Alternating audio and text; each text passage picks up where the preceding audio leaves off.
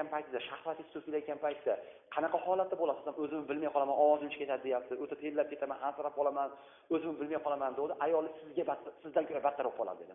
Men unaqa holat ko'rmaganman deyapti ayolida. Biz asha mutaxassis bilan ishlab yurgan paytimizda bu oddiy holat deb aytgan. Chunki aksariyat ayollarda kecha uzoqroqda keladi qoniqishlik. Mana juda ko'p erkaklarimiz ayol kishining qoniqishini eshitmagan. Bu to'g'ri, sizlarda aybinglar emas, sizlarda ma'lumot yo'q edi, normativ ma'lumotlar yo'q. Shuning uchun. Ya'ni ayol kishi ham jinsiy aloqada erkaklar qanaqa qoniqsa, xuddi shunaqa qoniqadi. Qoniqish huquqiga ham ega ular. Lekin afsus, bizda hali o'zbek ayollari uyat degani uchun bizda bu narsani ayta olmaydi. Ya'ni men sendan qoniqa olmayapman deb tursa ayol kishi tasavvur qilinglar. Qabul qila olmaymizda biz rafa ketamiz uyni burchagiga qisib olib. To'g'ri gapda. Hali to'xtachi, nimaga mendan qoniqa olmadiki? Men davolanishim normasi qanaqaki? Nahotki ayol kishi qoniqsa qanaqa bo'ladi deb turib hali surishtirish yo'qda bizda. Rafa uramiz, sen nimani xohlab qolding deb. Bu bo'lmasa o'zini nimasini talab qilyapti u ayol kishi. O'zini haqqini talab qilyapti. Bitta kitobda yozyaptiki, ayol kishini jinsiy aloqada haqqini yemanglar erkaklar desa, haligi o'quvchilar so'rayapti. Qanaqa qilib yetmaymiz biz jinsiy aloqada ayol kishining haqqini desa, jinsiy aloqaga erta kirishinglar deyapti. Erta kirishlar. Ayol kishining jinsiy aloqadagi haqqini yeb qo'yishinglar deyapti. Birinchi etap haqida gap ketyapti.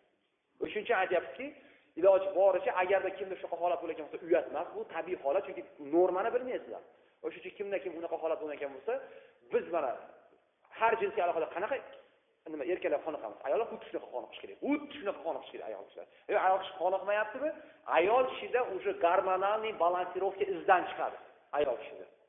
Bizda yana ham ayta olmaydi. Endi Xudo saqlasin, sal haligi yomonroq fikri hayoli yomonroq ayol bo'ladigan bo'lsa nima qiladi?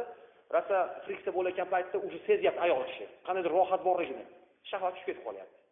O'sha o'ylaydi, tagiga yeta olmayapti. Choti nimadir bo'layotgandim-da hozir. Dedi, buni oxiri nima bo'larkin deydi. Ayta olmaydi, bu to'g'ri gap gapiryapman. Ya'ni o'zini eriga to'xtagin, jichi uzoqroq qilib, choti bir narsa bo'lyapti, deya olmaydi. Deydi, keyin safarga kutadi, yana bo'lmaydi. Nimaga bo'ladi desa 15 ta friksiya bo'lyapti.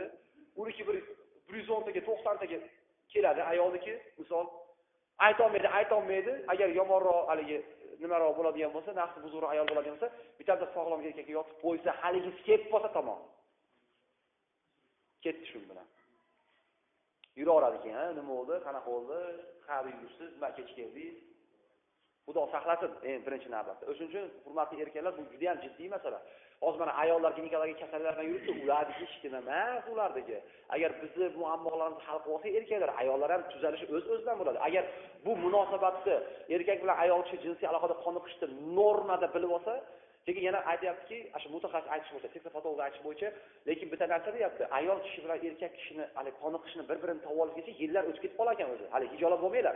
Masalan, kimdir uylanganiga 2 yil bo'lgan bo'lsa, 3 yil bo'lgan bo'lsa, hali ayoli qoniqmagan bo'lsa, hijolat bo'lmaylarki, o'zi vaqt bo'lar ekan o'zi. Hali nimasini topib olar ekan o'zi yillar. Hattoki aytayapti, demoqchimanki, 35-30 yildan beri uylanganlardan haligi nima ko'rmagan ayollar ham bo'lar ekan. Qoniqish ko'rmagan ayollar ham. Chunki ularda o'shuning uchun ularda jinsiy aloqaga chorlasa, erkagi umuman отказ qabul qilar ekan unaqa ayollar. Jinsiy aloqadan normada qoniqadigan ayollarni erkagi jinsiy aloqaga tafsirlik qilsa, o'zini masalan to'shagiga, ayol kishi bemalol rozilik bildirar ekan. Chunki teppa-teng qoniqishadi. Ikkala tomon ham zo'r manfaatlanadi. O'shuning uchun ayol kishini yo'q, bo'lmaydi, boshqa. Keyin eng asosiy narsa bizda erkaklar shu narsani bilib olinglar, ko'pchilik aytadi, menga qoniqmayapti, xotinim, yana uylanaman shekilli deydi. Nimaga deb o'ylaysiz? Nimaga qoniqmayapti desangiz, mana qa, men jinsiy aloqa qilganda bo'ldi, og'rib ketdi, boshqa qildi, bugun aloqa qilmayman, kecha aloqa. U deyman, sizni zo'rligingizdan emas u deyman. Ya'ni, qarang, birinchi etapni yaxshi qilmadingiz, ayol kishini uyg'otib olmadingiz, hissiyotini. Ikkinchi etapni boshladingizmi, har bitta friksiyada og'riq bo'laveradi ayol kishida. U sizni zo'rligingizdan emas u. Prosta birinchi etap qila olmaysiz ayol kishi. Birinchi etapni ochib qo'yingsa, mana etapda kuchingiz yetmaydi. Mana etapda.